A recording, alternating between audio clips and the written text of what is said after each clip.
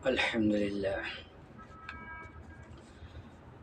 أعوذ بالله من الشيطان الرجيم. بسم الله الرحمن الرحيم. درشد.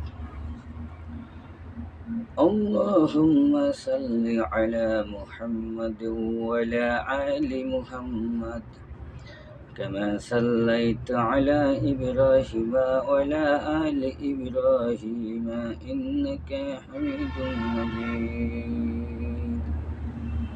اللهم بارك على محمد وعلى آل محمد كما باركت على إبراهيم وعلى آل إبراهيم إنك حميد مجيد. আসসালামু আলাইকুম ওয়া রাহমাতুল্লাহি ওয়া বারাকাতুহু। আপনাদেরকে শোনানো হচ্ছে হযরত বড় পীর আব্দুল কাদের জিলানী রাহমাতুল্লাহ আলাইহি এর বংশের পরিচয়। আপনাদেরকে শোনানো হচ্ছে বড় পীরের বংশের পরিচয়।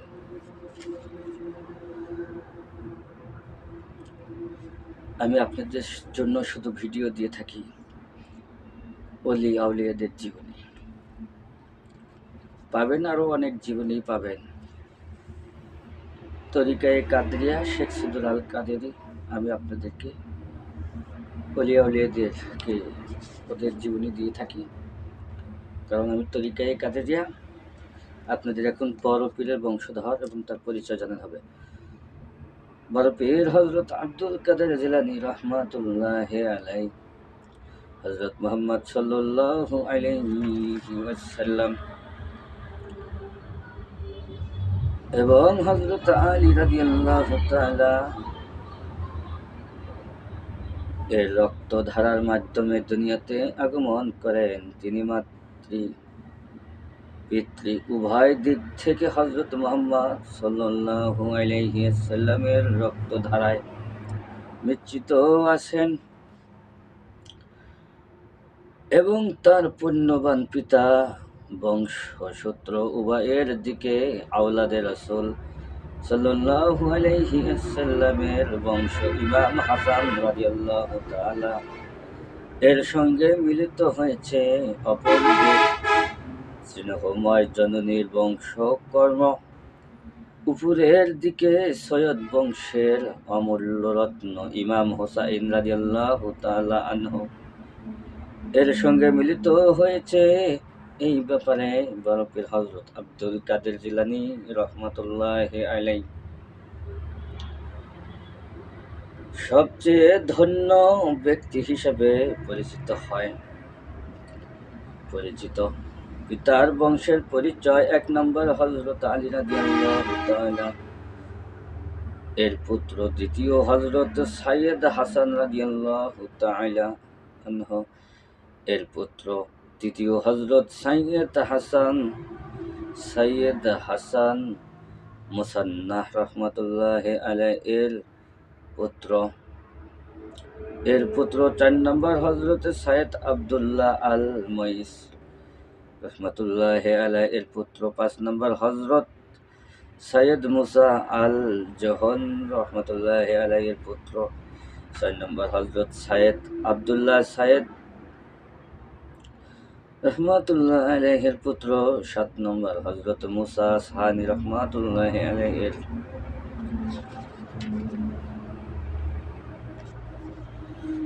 পুত্র, ৮ নম্বর হযরত দাউদ রাহমাতুল্লাহি আলাইহি এর পুত্র, ৯ নম্বর হযরত মুহাম্মদ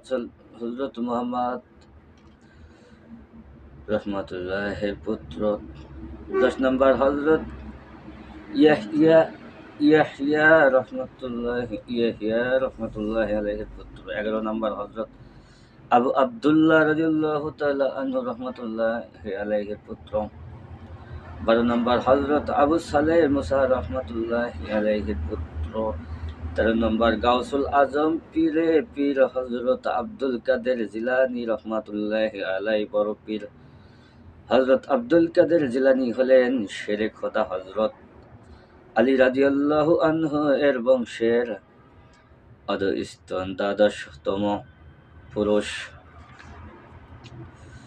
দেখে দেখে বলি, না দেখে একটা কথাও বলি না, কারণ হাসরের ময়দানে জব্দহিত করতে হবে। কেউ কটূক্তি করবেন না, যারা মানেন মানেন, যারা না মানেন না মানেন, কিন্তু দেখে দেখেই বলি, না দেখে বলি না। কেউ কটূক্তি করবেন না। যার ভালো লাগে না ভালো কথা, যার ভালো লাগে সে বুঝবেন, দেখবেন এবং দলিল আদি দেখবেন কথাগুলো ঠিক আছে কিনা। মাতার বংশের পরিচয়। বড় পীর হযরত আব্দুল কাদের জিলানী রহমাতুল্লাহি আলাইহি এর মাতার বংশ হযরত আলী রাদিয়াল্লাহু তাআলা আনহু এবং হযরত ফাতেমা রাদিয়াল্লাহু তাআলা এর বংশের সাথে মিশেছে। মাতৃক কুলের পরিচয় হলো, 1 নম্বর পরিচয় হলো হযরত আলী রাদিয়াল্লাহু তাআলা এর পুত্র। 2 নম্বর হযরত ইমাম হুসাইন রাদিয়াল্লাহু তাআলা এর পুত্র। 3য় হযরত ইমাম জয়নাল আবেদিন রাদিয়াল্লাহু তাআলা এর পুত্র। 4 নম্বর হযরত ইমাম বাকির রাদিয়াল্লাহু তাআলা এর পুত্র। 5 নম্বর হযরত ইমাম জাফর সাদেক রহমাতুল্লাহি আলাইহি এর পুত্র। 6 নম্বর হযরত মুসা কাযিম রহমাতুল্লাহি আলাইহি এর পুত্র। 7 নম্বর হযরত আলী রেজা রহমাতুল্লাহি রাদিয়াল্লাহু তাআলা আনহু এর পুত্র। 8 নম্বর হযরত আলী জাওয়াদ রাদিয়াল্লাহু তাআলা আনহু এর পুত্র। 9 নম্বর হযরত আবু আলাউদ্দিন রহমাতুল্লাহি আলাইহি এর পুত্র। 10 নম্বর হযরত আবু আতা আব্দুল্লাহ রহমাতুল্লাহি আলাইহি এর পুত্র। 11 নম্বর হযরত মুহাম্মদ রহমাতুল্লাহি আলাইহি এর পুত্র। 12 নম্বর হযরত আবু জামাল রহমাতুল্লাহি আলাইহি এর পুত্র। 13 নম্বর হযরত আব্দুল্লাহ সাইমি রহমাতুল্লাহি আলাইহি এর পুত্র। 14 নম্বর উম্মুল খায়ের ফাতেমা রাদিয়াল্লাহু তাআলা আনহা এর পুত্র এবং 15 নম্বর বড় পীর হযরত আব্দুল কাদের জিলানী রহমাতুল্লাহি আলাইহি। হযরত বড় পীর রহমাতুল্লাহি আলাইহির মাতার বংশের দিকে থেকে হযরত আব্দুল কাদের জিলানী রহমাতুল্লাহি আলাইহি হযরত আলী রাদিয়াল্লাহু তাআলা আনহু এর 15তম অধস্তন পুরুষ। 15তম পুরুষ। আর তার পিতার নাম হযরত আবু সালেহ মুসা রহমাতুল্লাহি আলাইহি এর মাতার নাম হযরত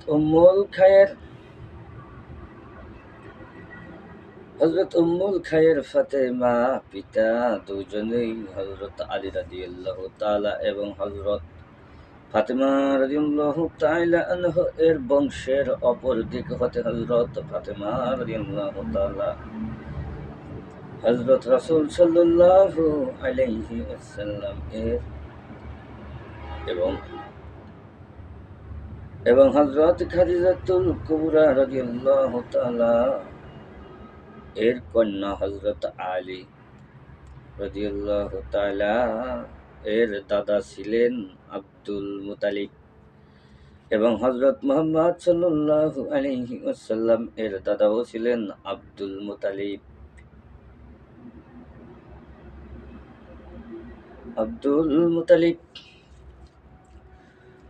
পিতা মাতার পরিচয়। একদিকে প্রবাদে আছে যেমন বৃক্ষ তেমন ফল। বড় পীর হযরত আব্দুল কাদের জিলানী রহমাতুল্লাহি আলাইহি এর পিতা মাতা দুজনেই ছিলেন মহান আল্লাহ তাআলার প্রিয় বান্দা। তারা দুজনেই ছিলেন হযরত আলী রাদিয়াল্লাহু তাআলা আনহু এর বংশধর সোনায় সোহাগা কাহাকে বলে। আর শুধু বংশধরই ছিলেন না, তারা উচ্চ মানের একনিষ্ঠ তাপস ও সাধক ছিলেন। ইসলামী জীবন ব্যবস্থায় প্রবনন্দ হযরত আব্দুল কাদের জিলানী রহমাতুল্লাহি আলাইহির পিতা হযরত আবু সালেহ মুসা রহমাতুল্লাহি আলাইহি ছিলেন আল্লাহ তাআলার একজন ওলি ও সে যে কত উচ্চ মানের আল্লাহ ভক্ত ছিলেন তা তার জীবনী পড়িতেই বোধগম্য হওয়া যায়। মাতা উম্মুল খায়র হযরত ফাতেমা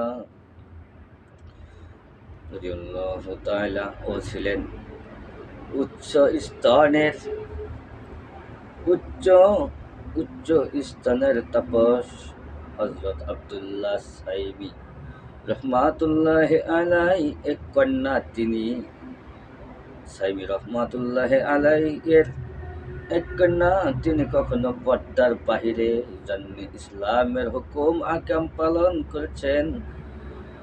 ইকরাগী চিত্রে এ পদ্মাশীল পুণ্যবতী মহিলা হযরত হুসাইন রাদিয়াল্লাহু তাআলা এর বংশধর ছিলেন। হযরত ফাতেমা রাদিয়াল্লাহু তাআলা ছিলেন পবিত্র এবং চরিত্রের অধিকারী।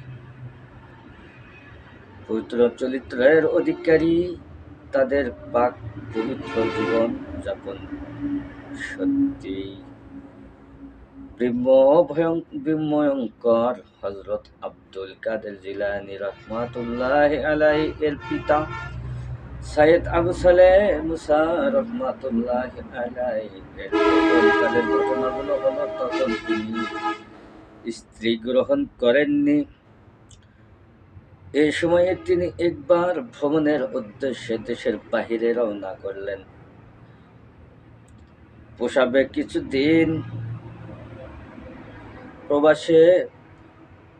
প্রবাসে কিছুদিন অতিবাহিত হবার পর তার খাদ্য শেষ হয়ে গেলেন। তিনি খুব কষ্টের মধ্যে দিন কাটাইতে লাগলেন। একদিন 4 দিনের অনাহার অবস্থায় একটি নদীর তীরে বসে দুর্বল শরীরে ক্লান্তি দূর করার জন্য বিশ্রাম করেছিলেন। এক সময় তার খুব ক্ষুধার জ্বালা অনুভব হতে থাকে।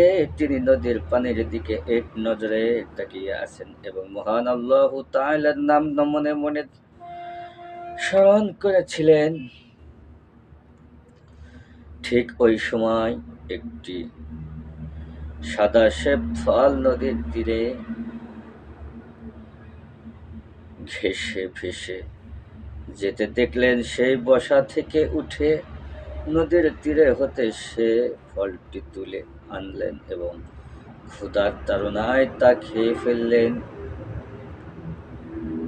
ওই মুহূর্তে ক্ষুধার যন্ত্রণা তার কোনো কিছু চিন্তা করার সময় ছিল না। সে ফলটি খাওয়ার পর মুহূর্তে তার মনে ভাবের সৃষ্টি হয় যে না জেনে না শুনে কারো গাছ থেকে অনুমতি না নিয়ে কার গাছের ফল খেয়ে ফেললেন। এই চিন্তা তার হৃদয়ে দোলা দিতে লাগলো। নিজের প্রতি তার ঘৃণা এসে গেল। সে কিভাবে এমন বড় ধরনের অন্যায় কাজ করলেন, এটা তার মনে হতে লাগলো। না জানি কারো গাছের ফল খেয়ে ফেলা চুরি করার মতোই, না জানা ফল খাওয়াটা চুরি করার মতোই। এই চিন্তা তিনি অস্থির হয়ে গেলেন। এই অন্যায়ের কথা ভেবে তার মন কেঁদে উঠল। তিনি স্থির হয়ে বসে থাকতে পারলেন না। এই জন্য যে আখিরাতে যদি ফলের মালিক এই ফলেই দাবি করেন, তবে তিনি তাকে কি উত্তর দেবেন? তিনি আর বিন্দুমাত্র দেরি না করে বসা থেকে উঠে দাঁড়ালেন। মনে মনে চিন্তা করলেন, যেভাবেই পারি ফলের মালিককে খুঁজে বাহির করবেন এবং তার কাছে ফল খেয়ে ফেলেছি বলে ক্ষমা চেয়ে নিবেন। যদি ক্ষমা না চাই তাহলে পরকালে মুক্তির কোনো পথ নাই। সৈয়দ আবু সালেহ মুসা রাদিয়াল্লাহু তাআলা রহমাতুল্লাহি আলাইহি, সৈয়দ আবু সালেহ মুসা রহমাতুল্লাহি আলাইহি খুব গরমের মাঝে রওনা করলেন। শরীরের চামড়া যেন জ্বলে পুড়ে যায় রৌদ্রের তীব্রতায়। তবু আবু সালেহ মুসা রহমাতুল্লাহি আলাইহির চলার শেষ নাই। তিনি সে ফলটি খাওয়ার ঋণ মুক্ত না হওয়া পর্যন্ত আর অন্য কিছুই চিন্তা করতে পারছিলেন না। অনেকক্ষণ হাঁটার পর নদীর তীরে একটি সেব ফলের বাগান দেখতে পেলেন তিনি। প্রচণ্ড রৌদ্রের মাঝে না খেয়ে কয়েকদিন হাঁটার পর সেই সেব ফলের বাগানের খোঁজ পেলেন। সেব ফলের বাগানের পাশে বসে তিনি দেখতে পেলেন অনেক ফল গাছের সুন্দর বধন করে ঝুলে আছে। তখন তিনি বুঝতে পারলেন এই বাগানের গাছ থেকেই সেব ফলটি পড়ে নদীর স্রোতে ভেসে গিয়েছিল। তিনি ভাবলে যে বাগান যখন পাওয়া গেছে, তাহলে এখন বাগানের মালিককেও খুঁজে পাওয়া যাবে। অতঃপর তিনি আশেপাশের লোকের কাছে জিজ্ঞাসা করে জানতে পারলেন ফলের বাগানের মালিক সৈয়দ আব্দুল্লাহ সাইমি রহমাতুল্লাহি আলাইহি। তিনি ছিলেন একজন আল্লাহ ভক্ত দরবেশ। সৈয়দ আব্দুল্লাহ সাইমি রহমাতুল্লাহি আলাইহি সব সময় আল্লাহ তাআলার ইবাদতে সময় কাটিয়ে থাকিতেন। সৈয়দ আবু সালেহ মুসা রহমাতুল্লাহি আলাইহি মনে মনে ভাবলেন, তাকে যদি সম্পূর্ণ ঘটনা খুলে বলি, তার কাছে ফল খাওয়ার জন্য ক্ষমা প্রার্থনা করি, হয়তোবা তিনি ক্ষমা করে দিবেন। সৈয়দ আবু সালেহ মুসা রহমাতুল্লাহি আলাইহি ক্ষমা পাবার আশায় তার বাড়িতে গিয়ে উপস্থিত হলেন। সৈয়দ আব্দুল্লাহ সাইমি রহমাতুল্লাহি আলাইহির কাছে খবর পাঠানো হলো যে আপনার খোঁজে একজন লোক এসেছে। তার খোঁজে একজন লোক তার বাড়িতেই এসেছে।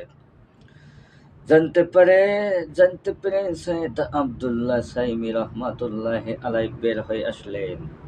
আবু সালেহ মুসা রহমাতুল্লাহি আলাইহিকে দেখে সুস্থিত হয়ে গেলেন। তিনি গৃহকর্তার চোখের দিকে আর তাকিয়ে থাকতে পারলেন না।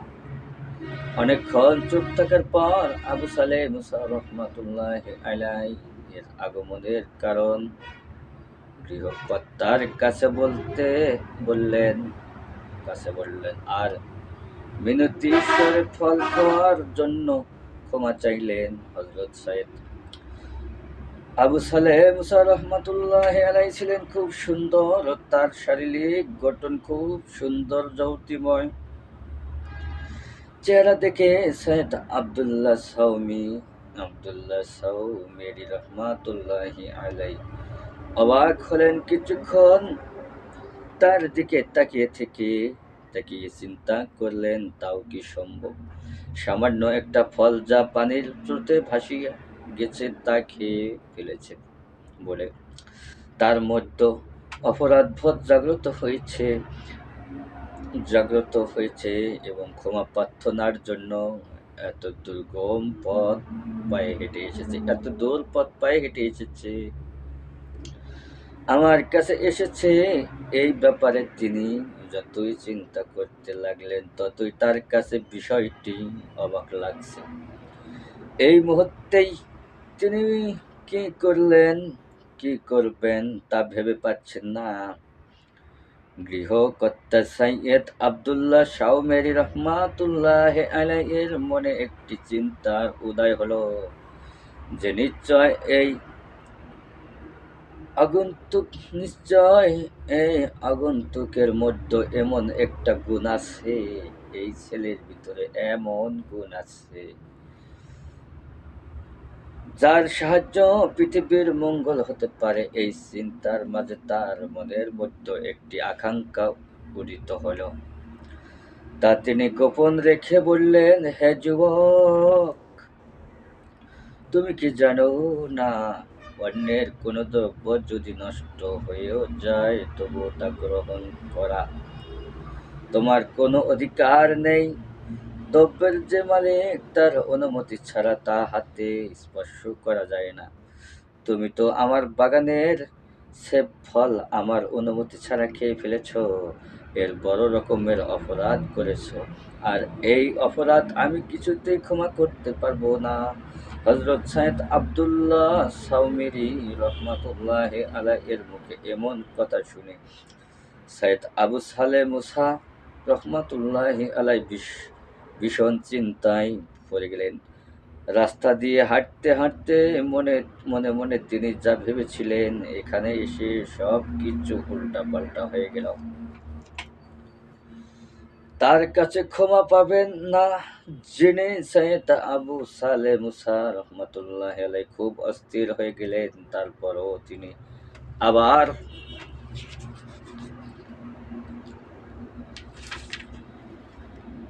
তিনি আবার অনুনয় বিনয় বিনয় করে বলছেন, হুজুর এখন আমার কাছে এমন কোনো অর্থ নেই যা দিয়ে আপনার ফলের দাম পরিশোধ করতে পারিব।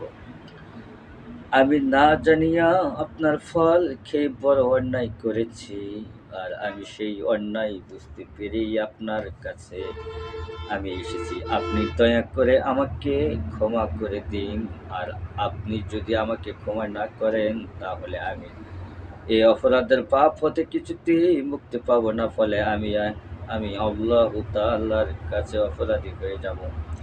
হুজুর, তাই আমি আপনাকে করজোড়ে বলছি, আপনি আমাকে ক্ষমা করে দিয়ে আমাকে আখিরাতের মুক্তির ব্যবস্থা করে দিন।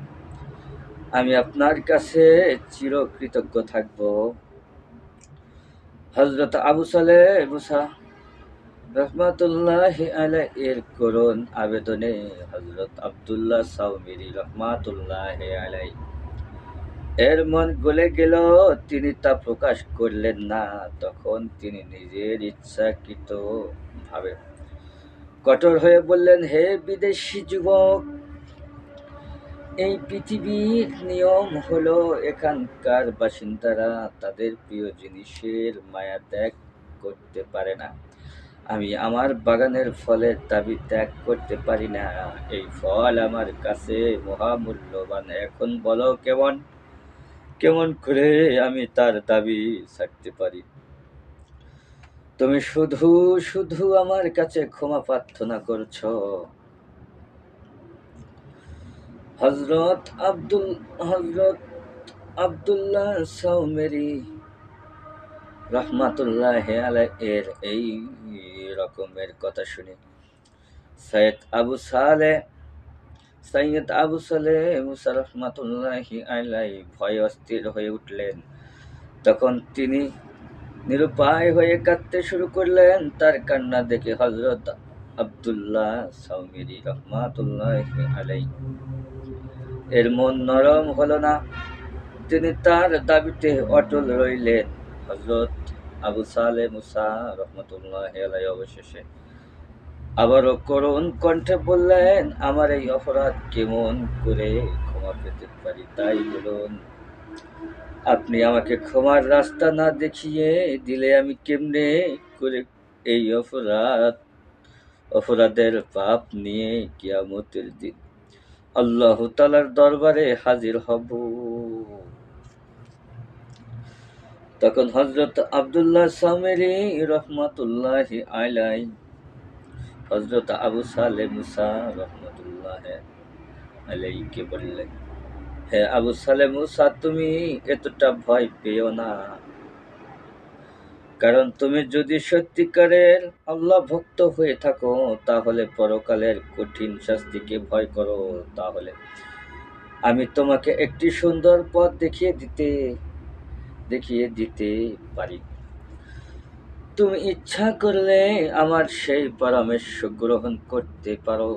আমার পরামর্শ হলো, তুমি আজ থেকে আমার ভৃত্য হিসাবে আমার এখানে অবস্থান করে 12টি বৎসর কাজ করবে। তোমার কাজকর্ম দেখে আমি 12 বছর পর বিবেচনা করব। তোমার অপরাধ ক্ষমা করা যাবে কিনা। সত্যি যদি তুমি আমার মন জয় করতে পারো, তাহলে তোমাকে আমি ক্ষমা করে দেব। তাছাড়া আর কোনো পরামর্শ আমার কাছে নাই। হযরত আব্দুল্লাহ সাউমেরি রাহমাতুল্লাহি আলাইহি এর পরামর্শ শ্রবণ করে হযরত আবু সালেহ মুসা এর অন্তরের শান্তি ফিরে আসলো। তিনি ফলের বাগানের মালিকের পরামর্শে রাজি হলেন। ওই দিন থেকে একটি ফল খাওয়ার অপরাধ ক্ষমা পাওয়ার জন্য তিনি গৃহকর্তার বাড়িতে ভিতর কাজে আরম্ভ করলেন। হযরত আব্দুল্লাহ সাউমেরি রহমাতুল্লাহি আলাইহি কিন্তু হযরত আবু সালেহ মুসা রহমাতুল্লাহি আলাইহিকে তার পরিবারের একজন সদস্য হিসেবে মনে করতে লাগলেন। তিনি হযরত আবু সালেহ মুসাকে তার জ্ঞান প্রদান করতে লাগলেন। মারফতের কঠিন নিয়ম খুব যত্ন সহকারে শিক্ষা দিয়ে তার চরিত্র গঠনে সহযোগিতা করতে লাগলেন। জ্ঞান সাধনা ও কঠিন ইবাদতের মাঝ দিয়ে তার 12টি বছর শেষ হয়ে আসলো। হযরত আবু সালেহ মুসা আগে হতেই মহৎ চরিত্রের অধিকারী ছিলেন।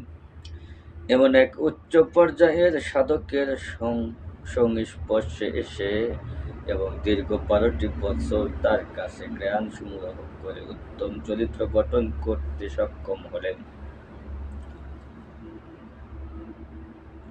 এরপর 12 বছর শেষ হবার পর হযরত আবু সালেহ মুসা রহমাতুল্লাহি আলাইহি তার মনিবকে বললেন, হুজুর, এখনো আমার 12 বছর পূর্ণ হয়েছে।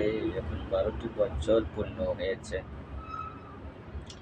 তাহলে আপনি আমাকে ফল খাওয়ার অপরাধ ক্ষমা করে দিন। হযরত আব্দুল্লাহ সাউমেরি রাহমাতুল্লাহি আলাইহি বলেন, হে আবু সালেহ মুসা, তুমি কি আগের কথাগুলো ভুলে গেছো? তখন আমি তোমাকে বলেছিলাম 12টি বছর আমার সেবা যত্নে হাজির থাকার পর আমার মন জয় করতে পারলে তবে ক্ষমা করা যেতে পারে। এখন আমার আরেকটি প্রস্তাব শোনো। যদি সত্যি তুমি ক্ষমা পেতে চাও, তবে আমার আর একটি প্রস্তাব তোমাকে পালন করতে হবে। তা না হলে ফল খাওয়ার অপরাধ ক্ষমা আমার পক্ষে কিছুতেই সম্ভব নয়।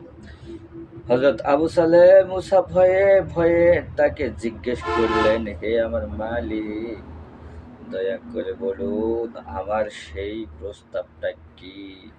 বলুন আপনার সেই প্রস্তাবটা কি?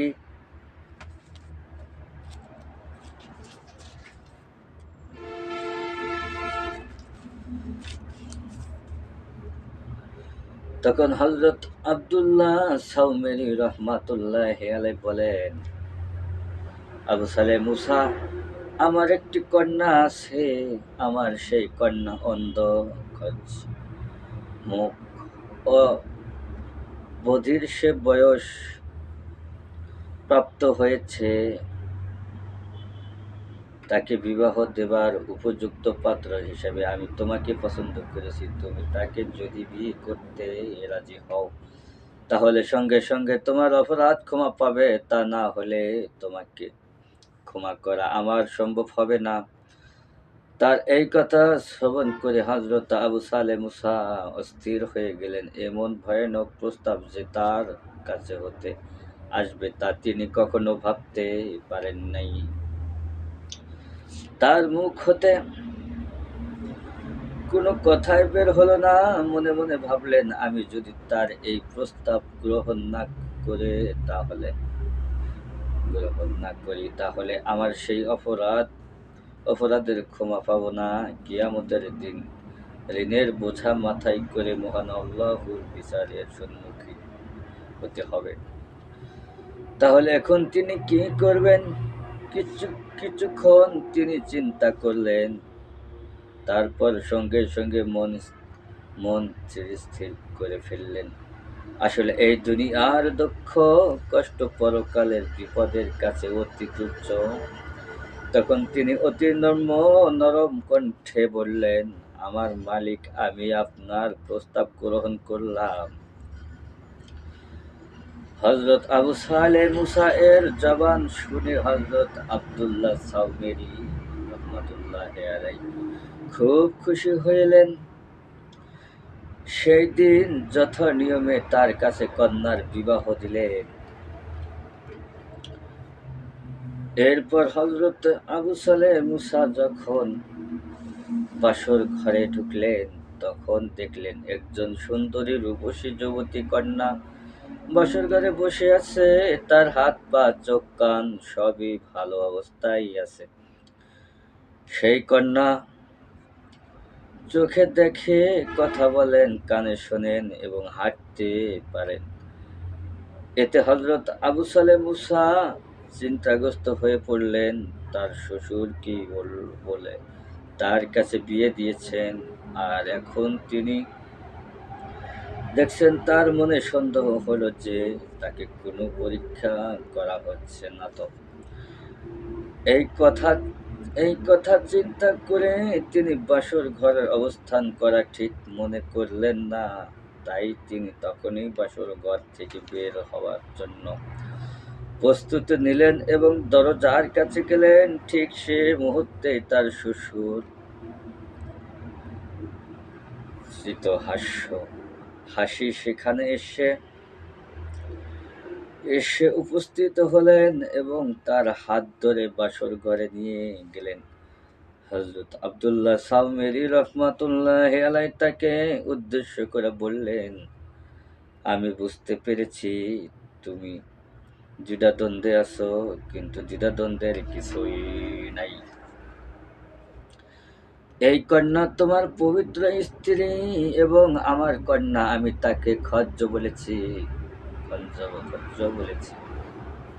এই কারণে যে আজ পর্যন্ত সে তার পা ধারা কখনো হেঁটে পর পুরুষের কাছে যায়নি, আর তাকে মুখ বোবা বলেছি এই জন্য যে আজ পর্যন্ত তার মুখের আওয়াজ কোনো পর পুরুষ শুনতে পারেনি। আমি তাকে বধির বলেছি এই জন্য সে এখনো পর্যন্ত কোনো পর পুরুষের কণ্ঠস্বর শুনতে পায়নি। তাকে অন্ধ বলেছি, এর কারণ হলো সে এখনো কোনো পর পুরুষ তার চোখ দিয়ে দেখেনি। অতঃপর আমি তোমার কাছে আমার কন্যার যে অবস্থা বর্ণনা করেছিলাম তা একাধারে মিথ্যা নয়, তবে তোমার মনের প্রশ্ন জাগতে পারে। আমি পরিষ্কারভাবে বলে এভাবে ঘুরিয়ে বললাম কেন, তার একমাত্র কারণ হলো তুমি যেদিন সেব ফল খেয়েছিলে এবং সেই ব্যাপারে আমার কাছে ক্ষমা প্রার্থনা করতে এসেছিলে, সেই দিন আমি তোমার সম্পর্কে একটি ধারণা পোষণ করেছিলাম।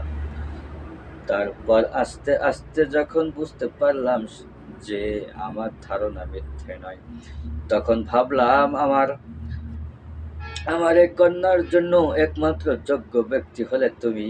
তখন আমি তোমাকে সর্বশেষে পরীক্ষার জন্য আমার কন্যার ব্যাপারে তোমার কাছে এইরূপ বর্ণনা দিয়েছিলাম। সেই পরীক্ষায়ও তুমি আল্লাহ তাআলার অশেষ রহমতে যোগ্যতার সহিত উত্তীর্ণ হয়েছ। আজ আমি আনন্দিত, যেহেতু মহান আল্লাহ তাআলা মনের আশা পূরণ করেছেন। হযরত আব্দুল্লাহ সাওমেরি রাহমাতুল্লাহি আলাইহি এর মুখে এই ঘটনা শুনে হযরত আবু সালেহ মুসা খুব আনন্দিত হয়ে যখন মহান আল্লাহ তাআলার দরবারে শুকরিয়া আদায় করে বললেন, হে পরওয়ারদিগার, তোমার অনন্ত মহিমা কোনো কিছুই মানুষের জানা নাই, তুমি মহান পবিত্র।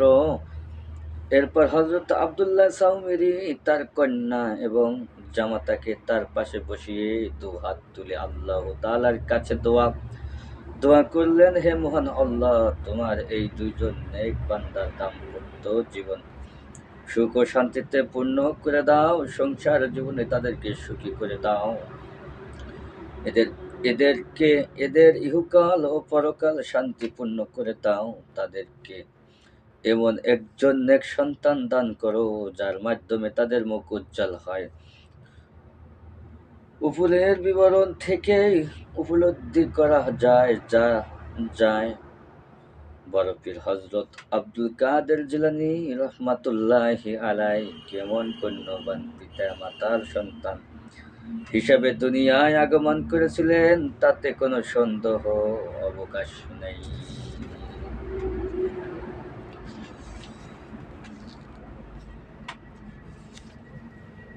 কোনোই অবকাশ নাই।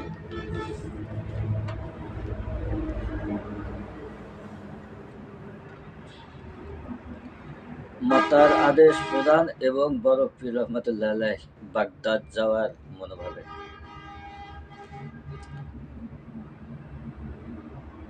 সাওয়ানে উমরিয়ে হযরত গাউসুল আজম গ্রহে উল্লেখ আছে। সাওয়ানে উমরিয়ে হযরত গাউসুল আজম গ্রহে উল্লেখ আছে যে তার বয়স যখন 17 বছর তখন একবার তিনি আরাফার দিকে নিজের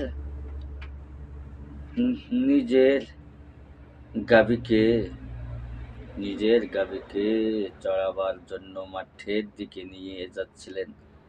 ঠিক ওই মুহূর্তে তার গাভীটি পেছন দিকে মুখ ফিরিয়ে মানুষের ভাষায় তাকে বলতে লাগলো, ইয়া আব্দাল ইয়া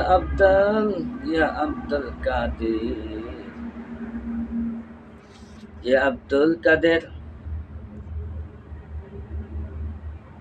মালে হাজা খুলিকতা ওয়ালা বেহাজা উমেরতা। এইভাবে বললেন, ইয়া আব্দুল কাদের মালে হাজা খুলিকতা ওয়ালা বেহাজা উমেরতা।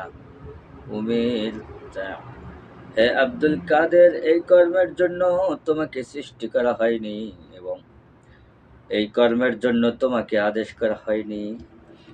তিনি শৈশবকাল থেকে এই ধরনের গাইবী আওয়াজ বহুবার শুনেছেন। অতঃপর গাভীর কথা শুনে কিছুটা অবাক হয়েছিল, কিন্তু ভয় পায়নি। তিনি বুঝতে পারলেন যে এই সমস্ত পার্থিব ও গৃহস্থ কাজকর্ম ত্যাগ করে আধ্যাত্মিক উন্নতির পথে অগ্রসর হবার জন্য আল্লাহ তাআলার পক্ষ থেকে সত্যবাণী আছে। এই কারণে তার জ্ঞান পিপাসু মন জ্ঞান অর্জনের জন্য অস্থির হয়ে উঠল। এই সম্পর্কে হযরত বড় পীর আব্দুল কাদের জিলানী রাহমাতুল্লাহি আলাইহি বললেন, গাভীর মুখে সত্যবাণী শোনার পর আমি খুব চিন্তায় পড়ে গেলাম, আর এই ব্যাপারে ভাবতে ভাবতে আমি নিজের গৃহে ছাদের উপরে গিয়ে উঠলাম। ছাদের উপরে উঠে আমি এক বিচিত্র দৃশ্য দেখতে পেলাম সুদূরবর্তী আরাফাতের ময়দান আমার চোখের সম্মুখে দেখতে পাচ্ছি। অনেকগুলো হাজী জামাত এহরাম বেঁধে সেখানে দাঁড়ানো অবস্থায় আছে। এই বিচিত্র দৃশ্য দেখে আমি আল্লাহ তাআলার প্রতি আমার এমন দৃঢ় আকর্ষণ হলো যে আমি আর স্থির থাকতে পারলাম না। তিনি ইলম ও মারেফাত শিক্ষা গ্রহণের জন্য বাগদাদ যাওয়ার মনে স্থির করে ফেললাম। তখন সাথে সাথে ছাদ থেকে নেমে মমতাময়ী মাতার সেবা যত্নে উপস্থিত হলাম এবং মাতার কাছে আরজ করলাম, আম্মা জান, দ্বীনি ইলম ও মারেফত শিক্ষা গ্রহণ করার জন্য আমার হৃদয় আগ্রহ ও দুধর্মনীয় হয়ে পড়েছে। আপনি আমাকে আল্লাহ তাআলার রাস্তায় ওয়াকফ করে দিন, অফ করে ওয়াকফ করে দিন, আমাকে অনুমতি দিন। আমি বাগদাদ শহরে গিয়ে দিন ইলম তথা তাফসির, হাদিস, ফিকহ প্রতি বিষয়ে উচ্চতম জ্ঞান অর্জন করি এবং শ্রেষ্ঠ ওলি আল্লাহগণের সাক্ষাৎ লাভ করে আধ্যাত্মিক উন্নতি লাভ করতে পারি। হযরত বড় পীর আব্দুল কাদের জিলানী রাহমাতুল্লাহি আলাইহি আরো বললেন, সেই সময়ে আমার আম্মাজান খুবই বৃদ্ধা ছিলেন। আমি ছাড়া সংসারে তার দেখাশোনা খেজমত করার মতো আর কেউ ছিল না। তবুও সে নিজের এই অসহায় অবস্থার দিকে বিন্দুমাত্র লক্ষ্য না করে শুধুমাত্র আমার উচ্চ পর্যায়ের দিনী ইলম শিক্ষা এবং আধ্যাত্মিক উন্নতি লাভের প্রতি নজর দিলেন এবং খুব খুশি মনে আমাকে বাগদাদ যাওয়ার অনুমতি দিলেন। বড় পীর রহমাতুল্লাহি আলাইহি মাতার গর্ভে হযরত সৈয়দ আবু সালেহ মুসা রহমাতুল্লাহি আলাইহি তার সতী সাবতী প্রিয়তমা স্ত্রী সাইয়েদা উম্মে খায়ের ফাতেমাকে নিয়ে জীবন যাপন করতে লাগলেন। তাদের ছোট এই সংসারে সবসময় শান্তি বিরাজিত ছিল। হযরত আবু সালেহ মুসা কৃষিকাজ করে ও পশুপালন করতেন। আল্লাহ তাআলার প্রকৃত মুমিন সবসময় আল্লাহ তাআলার ইবাদত বন্দেগী সময় অতিবাহিত করতেন। সাইয়েদ আবু সালেহ মুসা এবং সাইয়েদা উম্মে খায়ের ফাতেমা বিবি তারা দুজনেই মহান আল্লাহ তাআলার ইবাদত বন্দেগীতে সময় কাটাতেন। কিন্তু তাদের সংসারে কোনো সন্তানাদির জন্মাল না।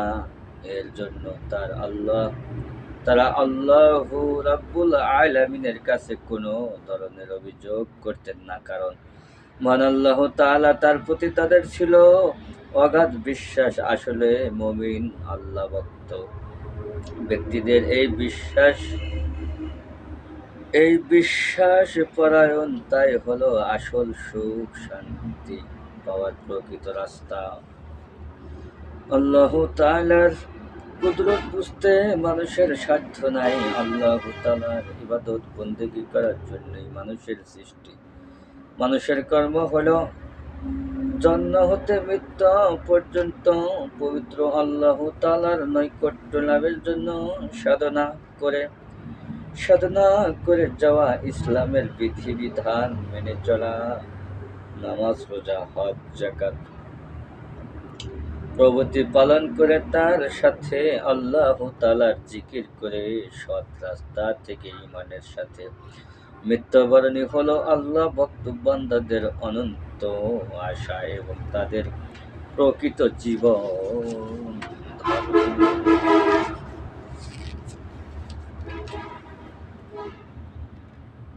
এই সত্য ধর্ম বুকে ধারণ করে হযরত আবু সালেহ মুসা রাহমাতুল্লাহি আলাইহি আর সাইয়েদা উম্মে খায়ের ফাতেমা দিন কাটাতে লাগলেন। তারপরে তাদের সংসারে কোনো সন্তানাদি আসলো না এবং এরপরে তারা একটুও দুঃখ প্রকাশ করল না। সব সময় আল্লাহ তাআলার ইবাদতে মশগুল থাকতেন। তাদের যৌবন পেরিয়ে গিয়ে বৃদ্ধ বয়স আসলো। সাইয়েদা উম্মে খায়ের ফাতেমা রাদিয়াল্লাহু তাআলা এর বয়স 50 বছর অতিক্রম হয়ে 60 বছরের নিকটে আসলো তার চেয়ে বেশি বৃদ্ধ হলেন হযরত আবু সালেহ মুসা জঙ্গি রহমাতুল্লাহি আলাইহি। তাদের যৌবনকালে সন্তানাদির ইচ্ছা মনে জাগলেও এই বৃদ্ধ বয়সে সেই ইচ্ছা আর নেই। আর একদিক দিয়ে বিবি উম্মে খায়ের ফাতেমা এর যে বয়স হয়েছে তাতে সন্তান জন্মাবার সম্ভাবনা নাই, আর নেই। মহান আল্লাহ তাআলা তার কুদরত হলো অন্যরকম। তিনি হলেন মহান রহমত দাতা, তিনি সর্বজ্ঞান। তার রহমতের শেষ নাই, রহমতের দরিয়ার শেষ নাই, বিশাল দরিয়া, বোঝারও কারো সাধ্য নাই। বসন্তের আগমনের সঙ্গে সঙ্গে সাইয়েদা উম্মুল খায়ের ফাতেমা এর গর্ভ ধারণ করলেন সুলতানুল আউলিয়া গৌসুল আজম হযরত বড় পীর আব্দুল কাদের জিলানী রহমাতুল্লাহি আলাইহি। তার পিতা মাতা দুজনেই মহান আল্লাহ তাআলার দরবারে শুকরিয়া আদায় করলেন। তাদের পুণ্যময় জীবনের চলমান গতিধারায় নতুন আনন্দ ও নতুন প্রেরণা দোলায় আনন্দিত হতে লাগলো। কে যেন তাদের চুপে চুপে বলে গেল, হে পুণ্যময় চরিত্রের অধিকারী নবদম্পতি, মহান আল্লাহ পাকের দান এক অমূল্য রত্ন তোমাদের গৃহে আগমন করবে, যার মধুর স্পর্শে এই বিশ্ব চরাচরে সর্বনিম্ন স্থায়ী আল্লাহর পরিচয় সূত্রে নতুনভাবে পরিচিত হবে। তোমরা খুশি মনে সে রত্নের প্রতীক্ষায় সময় কাটাতে থাকো।